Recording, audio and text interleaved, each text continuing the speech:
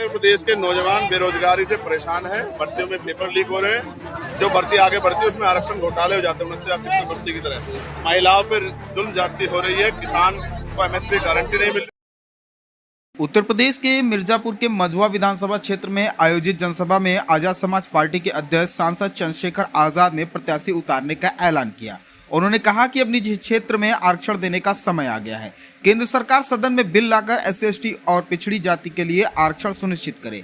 कहा कि बजट में उत्तर प्रदेश को कुछ नहीं मिला। यह विधानसभा चुनाव को देखते हुए मंझवा विधानसभा क्षेत्र के पड़री बाजार स्थित श्रीनेत महाविद्यालय में आयोजित कार्यक्रम में पहुंचे थे। आजाद समाज पार्टी के राष्ट्रीय अध्यक्ष ने वोटरों को साधने का प्रयास किया। उन्होंने कहा कि हमारा गठबंधन किसी पार्टी से नहीं, जनता से है। उपचुनाव में अपने बलबूते पर लड़ेंगे। उन्होंने कहा कि नौजवान बेरोजगारी से परेशान है, पेपर लीक हो रहे हैं, महिलाओं पर जुल्म किया जा रहा है, सरकार आपस में उलझी है। उन्होंने आगे कहा कि सरकार को सबक सिखाने का काम उपचुनाव में करेंगे। हम लड़ाई लड़ रहे हैं, कमजोर वर्गों के सम्मान का जीवन मिले। कहा कि देश में समानता के लिए निजी क्षेत्र में आरक्षण करने के समय आ गया है। केंद्र की सरकार जो बिल बनाए उसमें आरक्षण का प्रावधान किया जाए। उन्होंने कहा कि प्रदेश की जनता को बजट में क्या मिला, केंद्र ने उत्तर प्रदेश के साथ छलावा किया है। कहा कि उपचुनाव के दौरान पार्टी प्रत्याशी तय करेगी। कार्यक्रम में चंद्रशेखर आजाद को धनुष, बाण और गौतम बुद्ध की मूर्ति भी भेंट कर सम्मानित किया गया।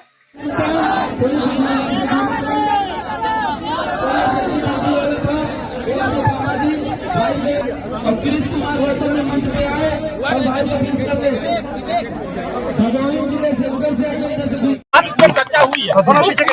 हमारा गठबंधन ऑलरेडी है और गठबंधन हमारा उत्तर प्रदेश की महान जनता से है। जिस महान जनता ने दोनों ही अलायंस के खिलाफ हमें जिता के नगीना से भेजा, उसी महान जनता के आशीर्वाद से हम लोग उपचुनाव अपने बलबूते पर लड़ेंगे और हमारा विश्वास है कि हम उपचुनाव बड़ी मजबूती से जीतेंगे। क्या साइकिल कांग्रेस या किसी से आपका अभी तक कोई बातचीत हुआ? क्योंकि चर्चा ये हो रही है कि 3 सीट कांग्रेस को जा रही है और बाकी ये ले रहे थे। कल पल्लवी पटेल को भी कहीं कि अखिलेश ने कहा है कि वो अभी पीडीए का हिस्सा है। तो अच्छी बात है। हम क्या कह सकते हैं? हम तो उत्तर प्रदेश की जनता को लेकर परेशान है कि उत्तर प्रदेश के नौजवान बेरोजगारी से परेशान है। भर्तियों में पेपर लीक हो रहे हैं।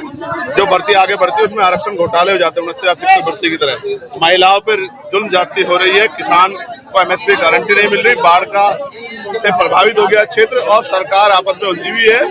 जनता की तरफ उत्तर प्रदेश सरकार नहीं देख रही है, तो उत्तर प्रदेश की जनता भी सरकार को सबक सिखाने का काम उपचुनाव में करेगी। क्या उत्तर प्रदेश में अभी भी समय है, अगर सभी पार्टियां जो है विपक्ष की एक हो जाती है तो क्या यूपी में बहुत अच्छे बहुमत से रोका जा सकता है बीजेपी को? और मैं फिर ये कह रहा हूँ, हम लड़ाई लड़ रहे हैं, कमजोर वर्गों को सम्मान का जीवन मिले। और मैं आपसे कह रहा हूँ, अब समय आ गया है देश में समानता के लिए निजी क्षेत्रों में आरक्षण की व्यवस्था करने का समय आ गया है। SC/ST OBC के लोगों को निजी क्षेत्रों में आरक्षण देने का समय जो है अब आ गया है। और ये ही समय है कि देश केंद्र की सरकार को जो बिल विधेयक जो मैंने प्राइवेट बिल पेश किया है लोकसभा में, उसका समर्थन करके अब इस रिफॉर्म के कदम को उठाना चाहिए और निजी क्षेत्रों में आरक्षण की व्यवस्था SC/ST OBC के लिए करानी चाहिए। अच्छा, ये कहा जाता है बैसाखी की सरकार और बिहार में देखिए अलग बजट में उसको लाभ मिला और चंद्रबाबू नायडू को अलग मिला। आपने सदन में बोला भी था, आप बाहर भी एक बैनर लेके आए थे पोस्टर लेकर के। क्या लगता है क्या ये सरकार अभी स्केल पे है या कहीं अंदर गड़बड़ चल रहा है? कुछ बड़ा विस्फोट? देखिए, लगातार ये सरकार के दो जो टांगे हैं वो एक नीतीश जी के हाथ में, एक नायडू जी के हाथ में। जिस दिन वो लोग कोई भी कदम उठाएंगे उस दिन सरकार स्थिर हो जाएगी। मेरा ये कहना है कि वो स्थिर होना हो, लेकिन उत्तर प्रदेश की जनता को बजट में क्या मिला इसकी जानकारी मीडिया को भी होनी चाहिए, उत्तर प्रदेश जनता को भी। तो ये गुब्बारा जैसे बनता है और गुब्बारा फूट जाता और ताली बजाते रहते, इस तरह उत्तर प्रदेश के साथ हुआ। केंद्र ने सबसे बड़ा धोखा अगर किसी के साथ किया तो उत्तर प्रदेश के साथ किया, जहां बजट के नाम पे धोखा हुआ, जनता के हिस्से में कुछ नहीं आया। चंद्रशेखर आजाद अभी किसी पार्टी के गठबंधन में नहीं है, ये क्लियर है। मैं आपसे क्या कह रहा हूँ, हमारा गठबंधन उत्तर प्रदेश की महान जनता से है। जिस जनता ने नगीना में जो समीकरण बना के हमें भेजा, वही समीकरण बना के, बहुजन समाज का समीकरण बना के हम लोग उत्तर प्रदेश के विधानसभा में भी अपना प्रतिनिधित्व इस बार तय करेंगे। हमारा MLA जीत के जाएगा, ऐसा हमें भरोसा। मझवा से चुनाव लड़ने जा रहे हैं। हमारे हम इतनी देर क्या भाषण दिए, तुम लोग क्या सुने? यहाँ की जनता को क्या प्रत्याशी तय करेगी, ये मेरा काम नहीं है, पार्टी तय करेगी। धन्यवाद।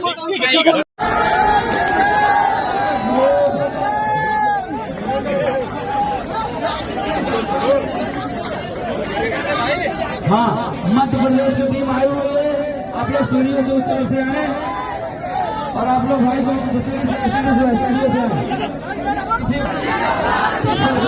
आगे आप लोग भीड़ भाड़ नहीं